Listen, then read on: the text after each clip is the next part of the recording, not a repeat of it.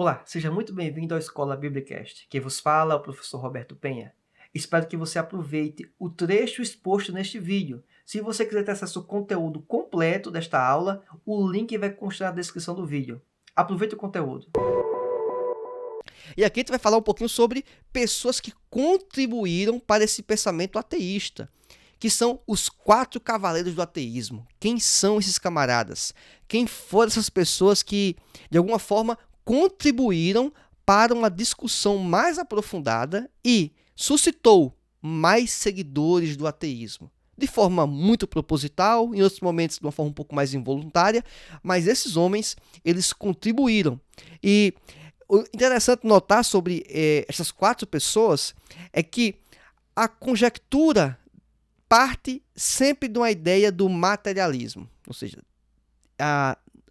o metafísico, né? Aquilo que é subjetivo, aquilo que está fora do ambiente da ciência, eu tenho que desconsiderar. Então, por tabela, por mais que eles não sejam todos eles ateus, né, declarados, como o Darwin, né? O Darwin, se fôssemos pensar de forma até o fim da sua vida, ele se tornou um agnóstico no fim das contas. Ele não se declarou ateu, ele não foi um ateu. Ele foi um agnóstico. Apesar que durante parte da vida dele, ele foi, digamos, um crente, né? Ele inclusive estudou teologia e por aí vai. Mas o fim dele foi nessa posição de meio termo. Isso não quer dizer que ele não tenha proporcionado e fomentado o ateísmo. Isso aí ele fez, certo? Mesmo que de forma indireta ou direta para alguns. Então, vamos falar aqui um pouco sobre esses 4 cavaleiros do ateísmo. Vamos começar aqui com Freud. E o Alistair McGrath, ele faz algumas afirmações que eu julgo muito relevantes. Então, eu coloco aqui a citação porque você eventualmente pode procurar e investigar melhor essas informações, os materiais e por aí vai. Bem, é praticamente nula a base empírica da afirmação ousada de que Deus é meramente a projeção de um desejo infantil de estar sob a proteção de um pai. Mais uma vez, aquela ideia que o pai meu, biológico, físico, né, de criação, ele não conseguiu me atender, portanto, eu espelho em um Deus que vai ser essa pessoa. E aí seria, então, o Deus, uma criação do homem, né? Basicamente seria isso. As credenciais científicas de Freud têm sido severamente criticadas nos últimos tempos. Esse escrito aqui, em português, foi publicado em 2013.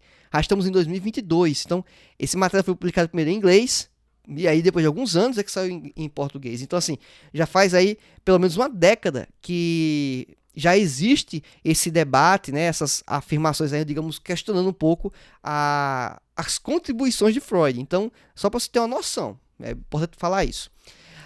Então, a medida que se torna cada vez mais evidente que suas investigações científicas muitas vezes se resumiam a pouco mais do que validação em retrospecto de seus preconceitos. Isso é uma coisa muito comum, a gente estuda, né, dentro do ambiente de metodologia, de ciência, que é o cientista ele tentar ao máximo, nunca vai conseguir isso, mas ele evitar os preconceitos, ele tentar entrar o mais isento possível dentro do ambiente da discussão, do experimento, da pesquisa, tá certo? Isso é um ponto muito importante. Especialmente sua hostilidade para com a crença em Deus. Freud parte da suposição de que não há Deus. Em seguida, tenta mostrar que é possível encontrar uma explicação racional para as pessoas acreditarem em um Deus não existente. Então, é interessante, porque tem que se escolher no ambiente científico, em alguns momentos, algumas premissas. Mas a partir da premissa que Deus não existe, já é uma premissa assim muito forte. Mas como é que a pessoa parte dessa ideia que Deus não existe?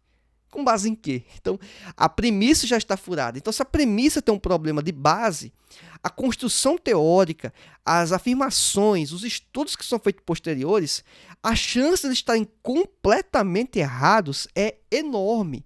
Porque o alicerce que foi colocado lá, a base, o tijolo principal, a pedra do alicerce numa casa, vamos pensar assim, ela está com problemática, está com problema, não é boa. Então, toda a estrutura construída em cima dela pode derrubar, pode ser um castelo de cartas. Um toque simples, tudo vai ruir. Então, esse é um dos grandes problemas dentro do ambiente científico quando a gente parte do pressuposto que Deus não existe. Isso é muito problemático, certo? Temos que ter o cuidado, lógico, para não atribuir tudo que é milagre, tudo que é espiritual, lógico, isso é evidente, mas também não podemos tirar Deus da jogada. Isso aí é um erro, para mim, básico e primário, tá certo? E aí também o John Lennox, né, faz um comentário também bem interessante em seu livro, que fala se o cientista, né, pode ser crente, por aí vai, né, uma discussão nesse contexto, é muito interessante também esse material dele. Diz assim: se Deus efetivamente existe, então, seguindo o pensamento de Freud, o ateísmo pode ser visto como um mecanismo de fuga psicológico, pelo qual evitamos assumir a responsabilidade moral derradeira por nossa própria vida. O que Freud claramente não consegue fazer é responder à questão se Deus existe ou não. Lógico, essa questão não é possível de ser respondida dentro do escopo científico, porque é fora desse ambiente. E por que eu falo isso? Talvez, eventualmente, alguns que estão me assistindo aqui já devem ter estudado, tanto no ensino até ensino médio e principalmente no ensino superior, que existem tipos de conhecimento.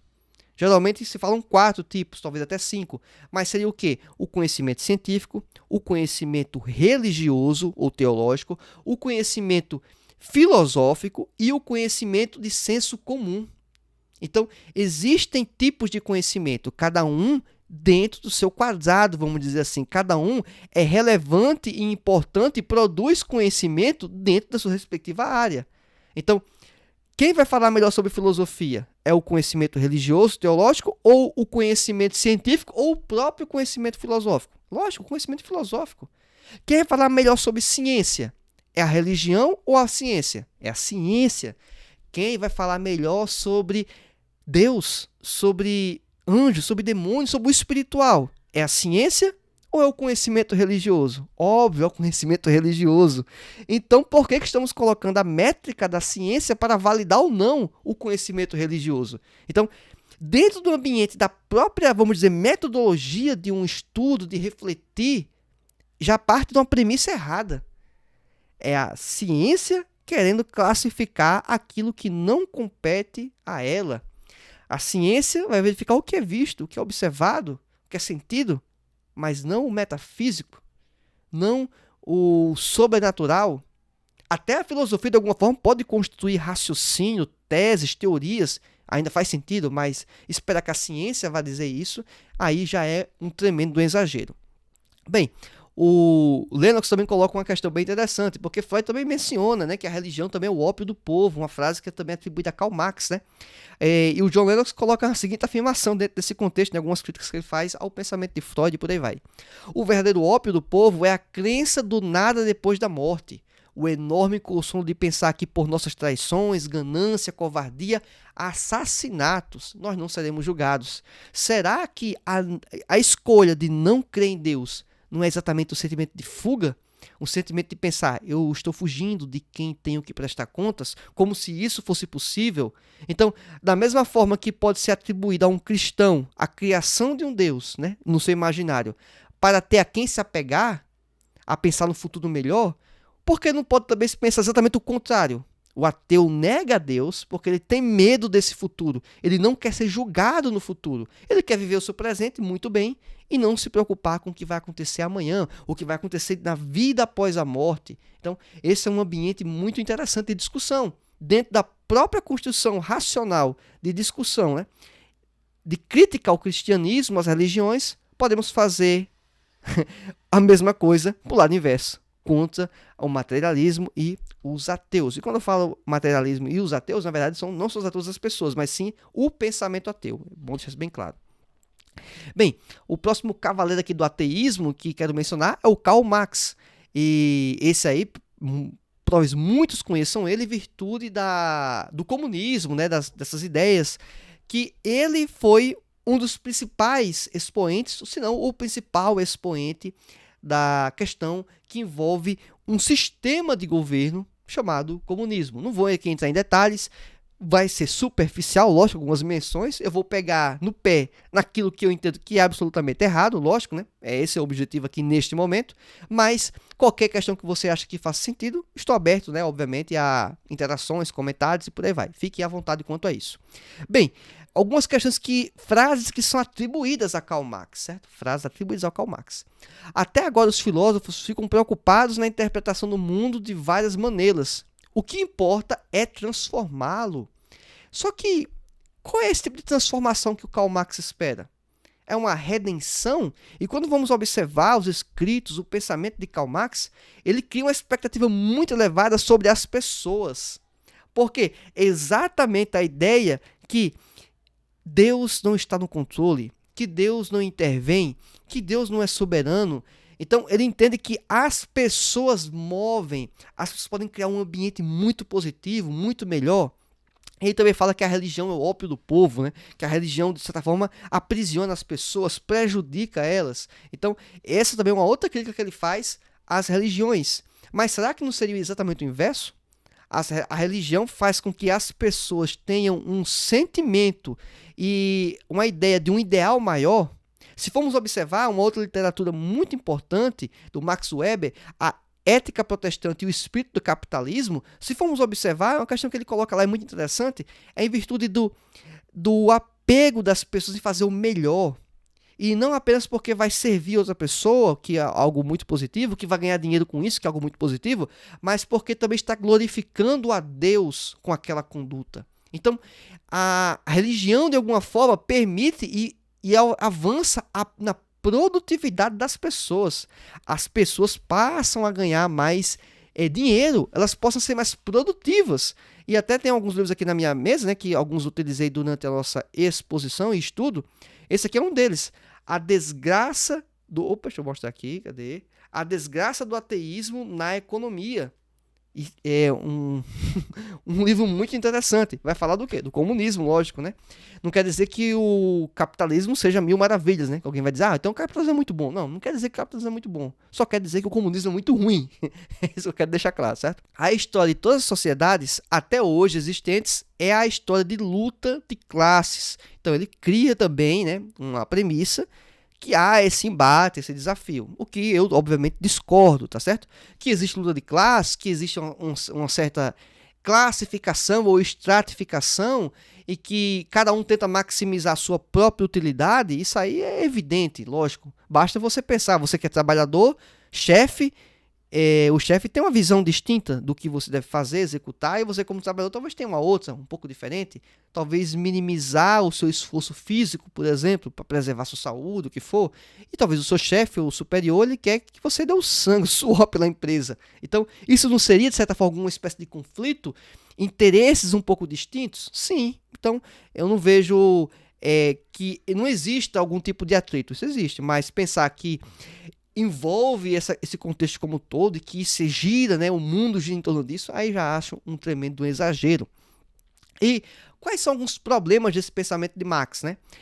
Uma crença no aperfeiçoamento humano mediante mudanças estruturais. Isso é o quê? Uma questão de fé.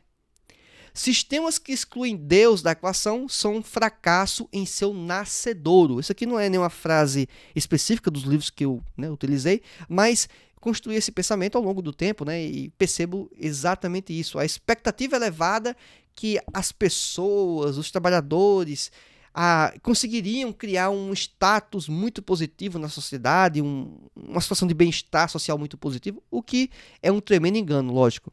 Não existe qualquer tipo de melhoria social e de justiça efetiva que não proceda de Deus. É lógico, existem arranjos, democracia e por aí vai, tenta minimizar, tentar de alguma forma fazer alguma melhora social, tentar manter algum nível de justiça, mas isso não vai acontecer de forma efetiva ou de forma mais satisfatória. Por quê? Porque isso é feito pelos homens e Deus não está na jogada. E se permitisse Deus agir, que seria uma situação eventualmente, isso ainda não seria a satisfação plena. Por quê? Porque existe o fator do pecado. Então, perceba que, teologicamente, a gente consegue explicações para questões de dificuldades. Por quê? Existe a influência e Deus concedeu livre-arbítrio para as pessoas. Então, essa é uma questão. Inclusive, o livre-arbítrio para escolher não crer no próprio Deus.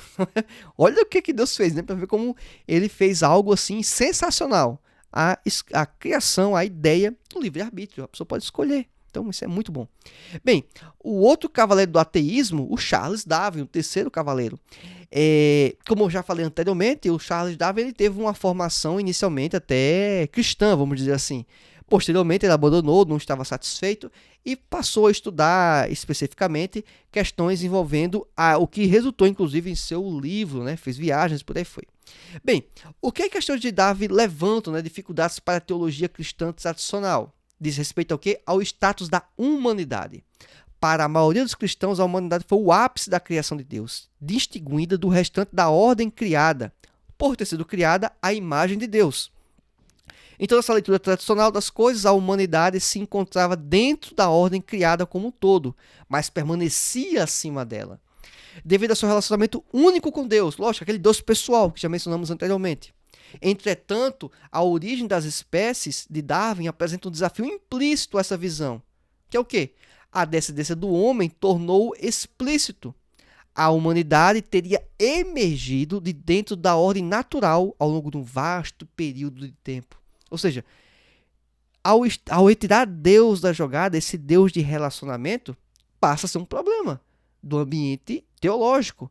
Porque, então, tudo que existe, tudo que foi construído foi apenas adaptações, questão de sobrevivência, e formou tudo isso que nós temos. Então, essa é uma questão posta. E, por incrível que pareça, parte de cristãos, né, ou das igrejas, ficaram tão surpreendidos, talvez com algumas afirmações do Darwin, que chegaram a fazer concessões, começaram a fazer uma série de meio termo com os achados de Darwin e com o cristianismo, como se o que Darwin tivesse descoberto fosse de fato a verdade. Mas será que isso é? Tanto é que nem no ponto de vista da própria ciência é encarado como uma verdade absoluta. Não, é uma teoria ainda. E na minha opinião, nem sequer deve ser teoria. Era para ser hipótese, no máximo. Tá certo? Uma possibilidade de ser, o que não, inclusive, se mostrou, na minha humilde opinião. De acordo com Lennox, o humanismo moderno é a fé de que pela ciência a humanidade pode conhecer a verdade e assim ser livre. Porém, se a teoria da seleção natural de Darwin for verdadeira, isso se torna impossível. A mente humana está a serviço do êxito evolutivo e não da verdade. Olha que interessante. Então quer dizer que a própria questão de descobrir, de discutir o que seria a verdade, na verdade, não é a verdade. Seria apenas o quê? Parte do processo da evolução, se a teoria de Darwin fosse a verdade. O que, na minha opinião, e na opinião de muita gente, não é a verdade. Tanto é, inclusive, que a própria ideia inicial de Darwin ela tem sido repaginada nos últimos anos, nas últimas décadas, para que pudesse minimamente ser mais aceitável, porque ela já mostrou em diversos momentos uma falta de verificabilidade, uma falta de razoabilidade assim tremenda, absurda, certo? Tem que contar com milhares e milhares e milhares de doses de sorte, de aleatoriedade para que as coisas pudessem se encaixar da forma que fez com que esse nível de organização estivesse posto, tá certo? Então, isso aí é algo que foge do que é racional, é fé, tá certo? Basicamente é isso, é fé. O quarto e último cavaleiro do ateísmo, a qual aqui nós queremos mencionar, é o Nietzsche. Ele era filho de pastor, importante falar isso, né? Mais uma vez, dentro do ambiente religioso, né? Criado dentro do ambiente luterano, por aí vai, protestante no caso. E Nietzsche, ele, muito novo inclusive, se tornou professor universitário, né? Ele teve essa experiência, então assim, era uma pessoa diferenciada dentro do ponto de vista racional e por aí foi. Bem, o que acontece? Ele afirmava que o ser humano era frágil e ele cria a ideia de um significado. Como assim? O ser humano não conseguia atender às suas demandas, suas necessidades, ele espelhava e criava um Deus que pudesse suprir e pudesse dar conta dessas demandas. Então, o Deus para ele seria apenas uma criação metafísica das pessoas, ou seja, uma concepção criada para poder atender os nossos desejos, nossas vontades, a nossa fragilidade. Então, o Nietzsche ele não era apenas crítico nas religiões como um todo, mas principalmente com o cristianismo. E olha que ele teve uma formação, né, dentro do ambiente cristão. Ele não associa nenhuma forma de significado, nem mesmo o materialismo. Então, Nietzsche ele desconsidera Deus, mas vai ao extremo de desconsiderar, inclusive, o próprio materialismo. Ele não entende que o materialismo seja a resposta, porque o materialismo seria também mais uma forma de encontrar o quê? Uma resposta para as fragilidades das pessoas. Mas eu pergunto, né, fazendo uma provocação, lógico, não sou um filósofo, mas será que toda essa construção teórica de Nietzsche não seria exatamente também uma fuga para encontrar o propósito dele? Percebe que quando a gente fica nesse ambiente de achismos, de subjetivismo, aquilo que a pessoa afirma como uma verdade absoluta, na verdade, pode ser usada contra a própria verdade que aquela pessoa colocou, né? Então, é muito interessante isso, né?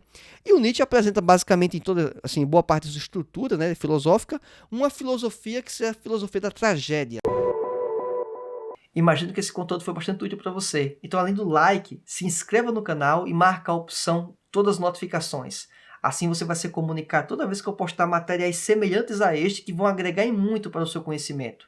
Se você quiser acesso ao conteúdo completo desta aula, o link vai constar na descrição do vídeo. Aguardo você no nosso próxima aula. Que Deus te abençoe e até mais. Tchau!